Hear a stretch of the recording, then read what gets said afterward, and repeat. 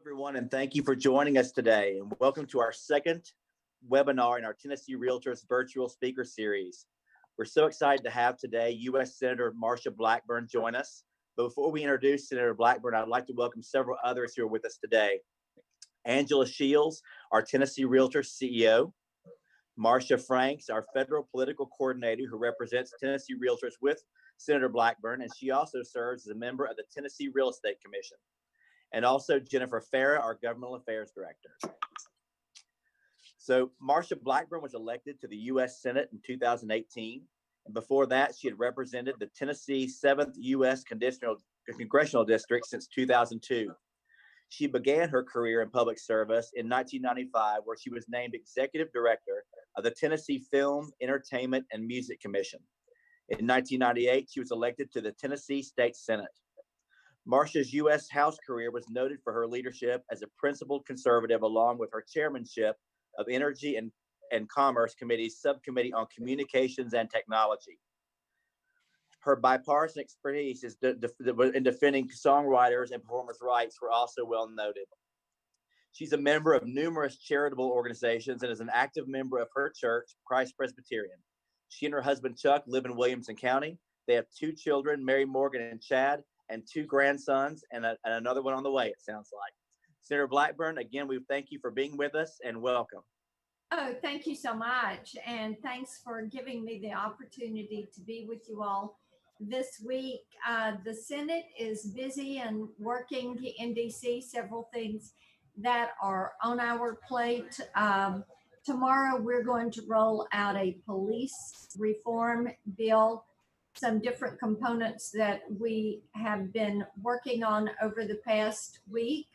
And Tim Scott is leading our efforts on this and is the one who's been accepting some of the ideas and information that we have as we look at police reform and also at underserved communities and how we open more opportunities to them. As many of you know, I worked with Tim as we did the Opportunity Zone language that has benefited our state tremendously. Those that are in Memphis have an enormous Opportunity Zone project going there.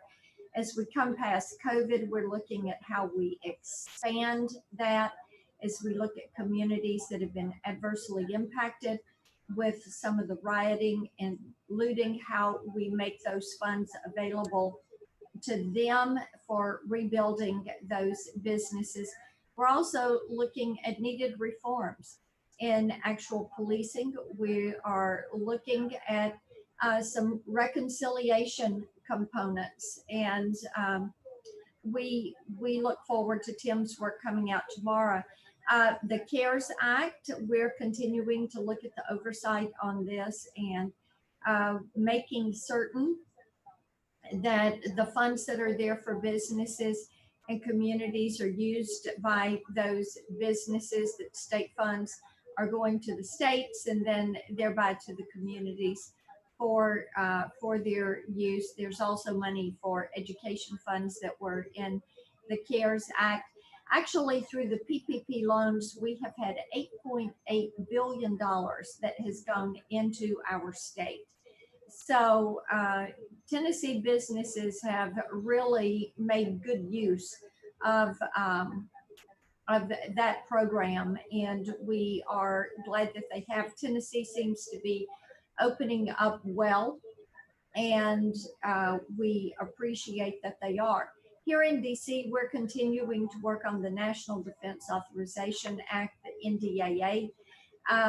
This, of course, when you have Fort Campbell, you have a permanent National Guard full-time presence in Nashville. You have the Oak Ridge Labs. You have the National Guard post that is in Knoxville. You have Millington over in the Memphis area. You have Arnold Air, all that are active areas and are involved in NDAA funding. We put a lot of effort into this. I serve on the Armed Services Committee, and we're continuing to push through with that. Also at Commerce, Science, and Transportation, that committee We are working on broadband expansion.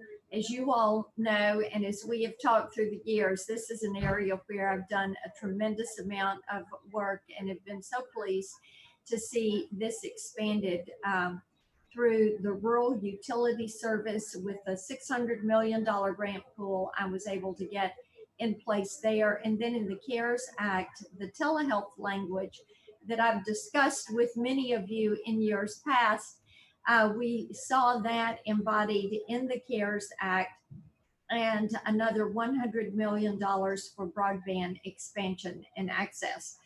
So I know that has been an issue of importance for y'all. So we're going to work on those. We're also working on a transportation bill. And yesterday I talked with Secretary Chow, and we discussed some of this. I-69 is important to the west part of our state, and the secretary and I had a good conversation regarding I-69. So monitoring that progress is vitally important to us. So with that, let me just stop, and then I know y'all have some submitted questions. I'll be happy to take those. Sure. Well, we thank you for that great update. We asked members from across the state to submit some questions for this town hall style time we have together. Have a few of these. The first one comes and says, some of our Tennessee cities and communities are cleaning up from the impact of the unrest in the nation over the past few weeks. What's your message to those who have suffered injustice and to those who are working to foster healing, peace, and understanding in the communities, during these challenging times? First of all, we hope that there is justice for the families that have been so impacted by this. You've got the Arbery family, the Floyd family, the Brooks family that are the most significant and are top of mind, I should say. Every loss of life is something that is traumatic for those families, and having justice and having that justice equally applied is an imperative. It is a constitutional imperative. And I would say also it is imperative that we protect the rights of property owners. And while peaceful protest is very American, and that is a First Amendment right, that free speech right, and being able to address your government with your grievances, and we work to protect and defend that peaceful protest.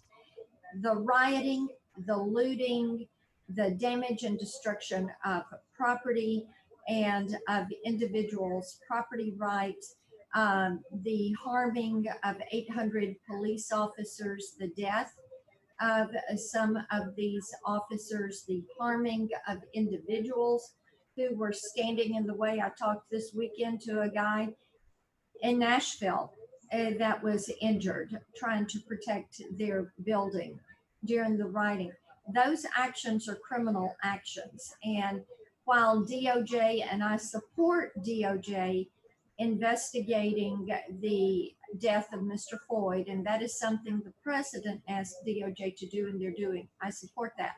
I also support DOJ investigating who is funding these riots and the rioters and that destruction of property.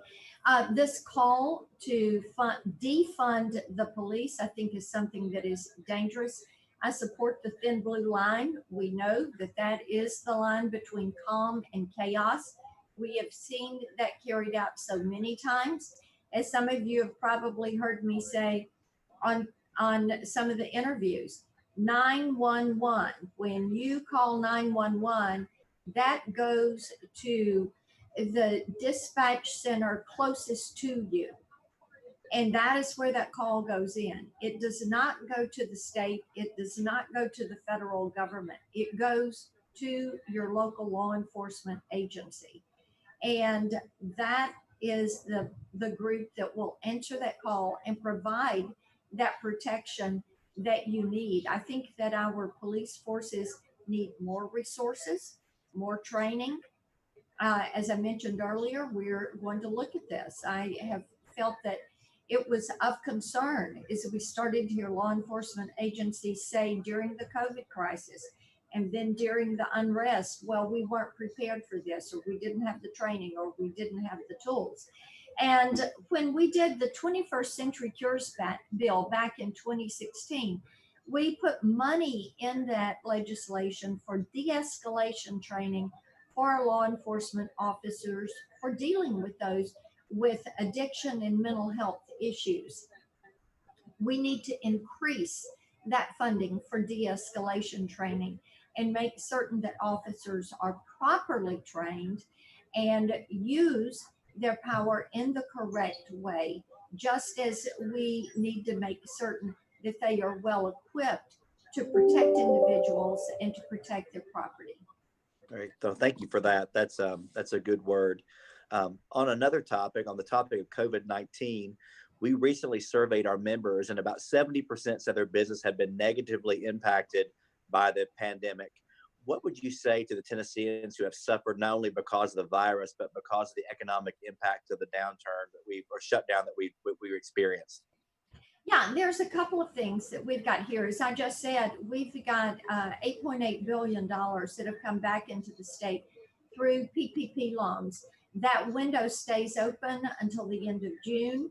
And then I had helped lead the effort in the Senate to expand that period that businesses have to spend those funds to the end of the year. I do know for some of our restaurants and our entertainment venues that are up in East Tennessee, it was vitally important to see that expansion. So we were pleased to get that done. I'm also working, I had worked with some of my colleagues. We had a letter we sent over to Secretary Mnuchin last week to simplify the loan forgiveness application. That is going to be helpful to our businesses. Now with unemployment insurance, we have 330,000 Tennesseans and $33 million that has gone into the state's economy through the unemployment insurance.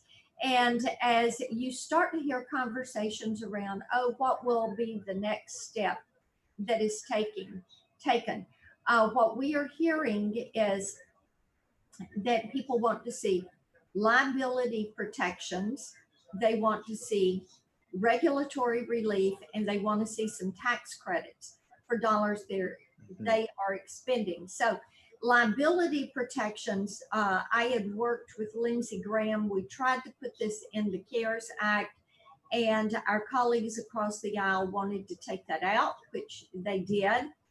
And we know that's vital to getting businesses open. We do know that the General Assembly and the governor are looking at the appropriate liability protections for Tennesseans so that they can get their businesses open. And I think what you'll see is state legislatures will take this up to give those businesses what they need as far as that protection. When it comes to the tax credits, the payroll tax holiday, you all have heard Art Laffer there in Tennessee talk about the necessity of this, both the employee and the employer having that payroll tax holiday from now to the end of the year. I mentioned earlier the expanded opportunity zone language being able to apply to businesses that were harmed during the COVID crisis. We expect that that's going to be able to take place. We know that also just that cap gains tax holiday from now through the end of the year, being able to get that passed would be helpful. And when it comes to regulatory relief, I've led 27 senators with me on a letter to the president regarding regulatory relief and keeping regulations off the books that were waived when we went through COVID, whether it was something with the EPA or something from the FDA. And we were pleased with the president's executive order and his tasking of his cabinet to find regulations that had been waived or were harmful to reopening the economy and getting those off. Regulation costs our economy $1.9 trillion a year. So it is a hindrance to business, and beginning to reduce this regulatory burden would be a positive impact to our economy. So those are some of the steps that we are taking there. That's great. As not surprisingly, the housing market in Tennessee is slowed along with the rest of our economy during the COVID-19 pandemic. How quickly do you anticipate seeing the overall economy in Tennessee begin to recover and rebound as the rest of the year unfolds? I think in Tennessee, we're going to come back fairly quickly. I have been pleasantly surprised with how quickly we seem to be coming back. It's so interesting to be in DC from Monday to Thursday and to go back to the state on the weekend, and the difference in how the businesses are working, how people are working. There's another thing that I think is going to help us in Tennessee. People are being very careful. They're wearing their masks. They go to the grocery store. It's not unusual to see people with gloves on while they are shopping, to see them taking those gloves off as they exit the store and tossing them. People are just being very careful. Mm-hmm. I have not met anyone that wants to get COVID or give COVID to someone else. Mm-hmm. And employers are very careful that they are keeping their workplaces clean. One of the tax provisions we're working on is actually a dollar for dollar tax credit for people that are keeping their businesses clean. For this additional work they're having to do in disinfecting and sanitizing and providing PPE. We think that that would be a good thing to do as people file their returns in 2021, that they could deduct those expenses that they have paid out for 2020. That's great. Well, going back to rural communities just for a minute, in the rural communities where businesses, including hospitals and health clinics, have been hurt badly as a result of COVID, what steps are you all taking in Congress in support of the rural residents and the business owners there in those communities? Yeah, and several things on that front, actually. And I've had the opportunity to work well with the Governor and General Assembly on this for our state, and with some of my colleagues from other states on this area. Senator Tammy Baldwin, who is from Wisconsin, she and I served together over in the House. We were on Energy and Commerce together, and we did a lot of the technology policy work.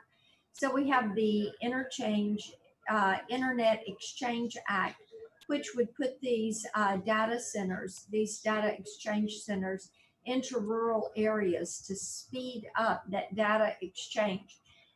This is when you're looking at your up and down speeds for broadband expansion.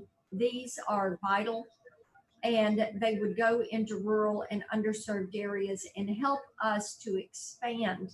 This is another barrier to entry when people are trying to put in high-speed internet systems. So this is something that it would speed up that expansion and would get rid of one of those cost factors that comes into play. Now, as I said, we've put a lot of money in federal grants. We have money that the state has put up. You see localities that are partnering up with a provider, a private sector provider, and they're utilizing money from these different grant pools. So we are pushing for this to be given as a bottom-up, market-driven approach, and this is what is going to close that digital divide for us. Also, when it comes to healthcare, which is so important in our rural areas, we have our rural healthcare agenda, and the telehealth component of that you saw embodied in the CARES Act. And I have to tell you, telehealth was a luxury or convenience when it first started. And during COVID, it became a necessity and a safety feature for older Americans. And the changes that were made there, which I had encouraged our CMS director to go in through the Medicare Medicaid Act into Section 1135 and change that language on telehealth. They did it. They took my telehealth language. This is going to stay on the books, and you're going to see rural areas that are going to have more access because of this. Also, Senator Durbin and I have our rural healthcare core bill that we're continuing to push. This is tax-free loan forgiveness for healthcare professionals, RNs, NPs, PAs, physicians, psychologists, psychiatrists, dentists, to go into a rural, underserved area and practice for 5 years. And if they do that, their loans are paid off tax-free for them. You also have a provision that deals with new facilities and freestanding emergency rooms. This is something we've worked with our General Assembly and our local elected officials on, to get healthcare into these areas, to staff it up with telehealth, to be able to properly triage people. But this will allow those areas where hospitals have closed to have access to affordable healthcare. That's terrific. With all of this going on, we've had so many things going on since the beginning of the year.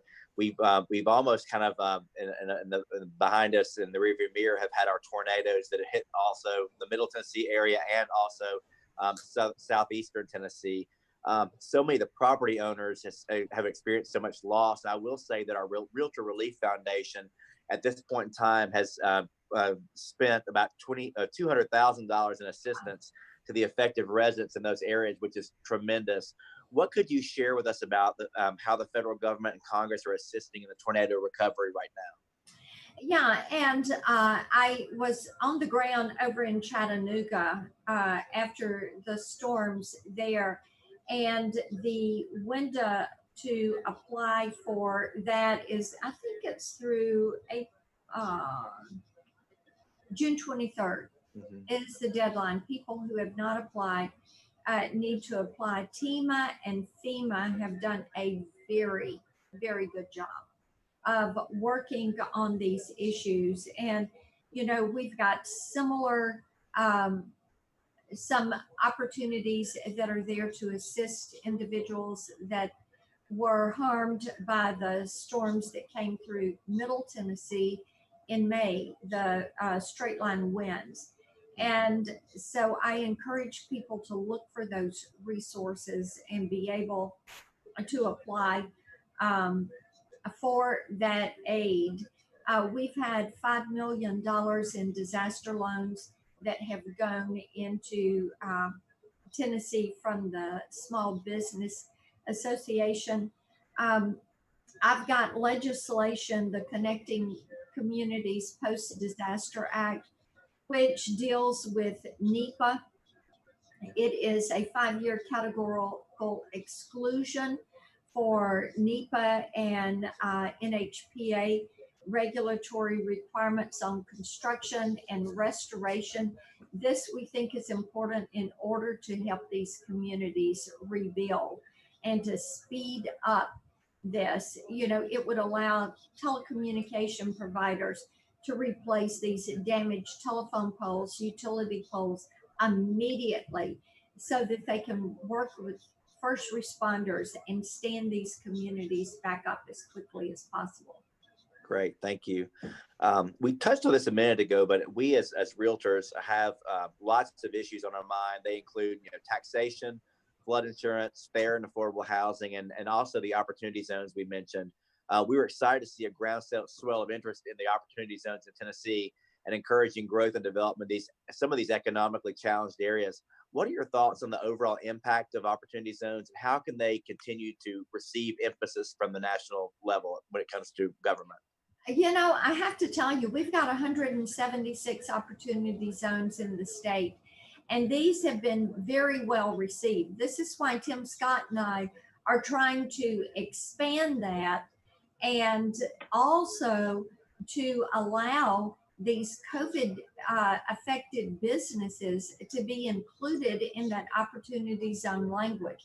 So we are going to continue to do that. I was so impressed with the project that is in downtown Memphis. I had the opportunity to tour that, and they have just some great things that are taking place there.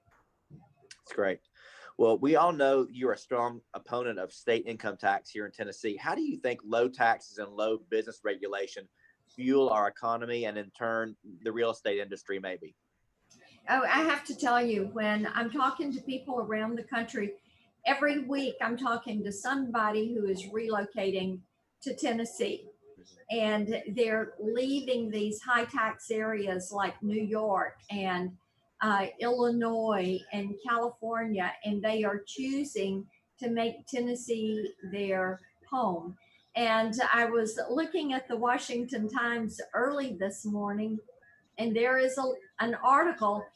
Mike McKenna has an article in today, and they're talking about people are fleeing these high tax areas and they are moving to areas that have a more responsive government, lower taxes, um, where there is not the unrest that you have in some areas.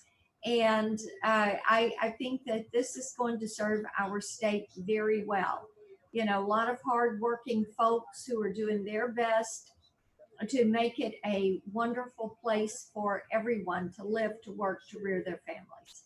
Absolutely. I actually talked to a potential client last night who's moving from Oregon to Nashville, and they said they've researched, and a lot of the things you mentioned were part of that. They've never been here in person, but they're coming this weekend to fall in love with it. So we're hoping that we see a lot of that across the state. Yes, looking forward to more of that. We're going to continue to see it. I had talked to my husband, and I had gone to a local restaurant for dinner, and a friend who is a realtor came up, and she said she was busier than she had ever been. Mhm. And it was primarily people that were looking to relocate Mhm. and were looking at Tennessee as a place to bring their business. That's terrific. Well, we have one last question here. Sure. We've been fighting to provide healthcare access to our members through an association health plan. And because we know how challenging it is for independent business professionals to secure affordable coverage for themselves and their families, we've made this a priority. So AHPs have been held up in federal courts now. And is there any news you can share about that subject and the importance of making healthcare options available to Tennesseans like our membership?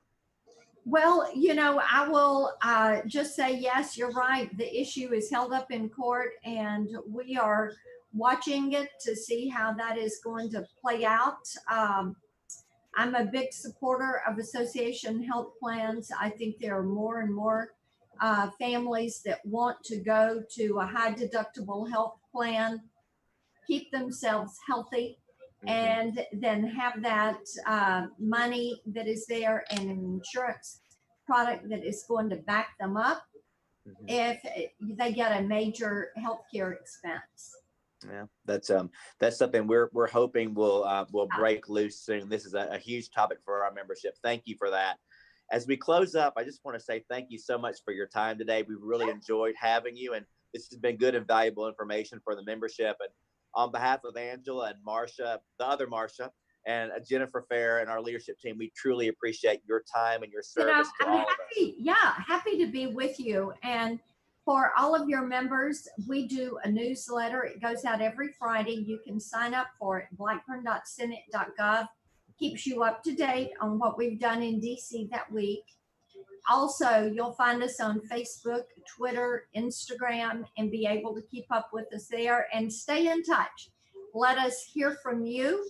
All of you have thoughts and ideas on issues that we've discussed today, and I will tell you this: the best ideas that we get to turn into legislation are ideas that come from Tennesseans.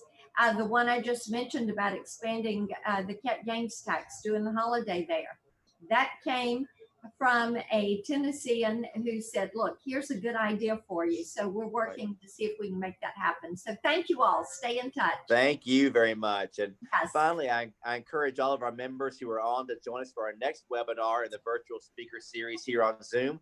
Look for more details to come, sent via email in the digest and on social media. Thank you all for being with us today.